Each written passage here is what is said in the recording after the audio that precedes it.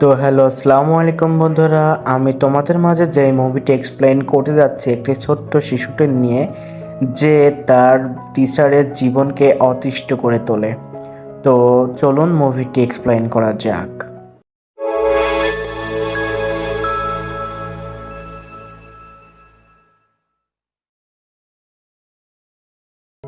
তো মুভির শুরুতেই লোকাস নামের একটি লোকটি দেখানো হয়, যে তার বন্ধুদের সঙ্গে অনেক মজা করছিল।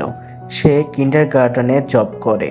সে বাচ্চাদের সঙ্গে খেলাধুলা করতে অনেক পছন্দ করে এবং বাচ্চারাও পছন্দ করে। তার একটি ছেলে আছে, নাম মার্কাস। তারপর আমরা 3 বছর বয়সে ক্লারাকে দেখতে পাই।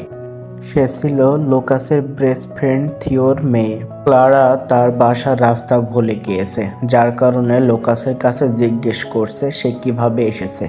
লোকাস তাকে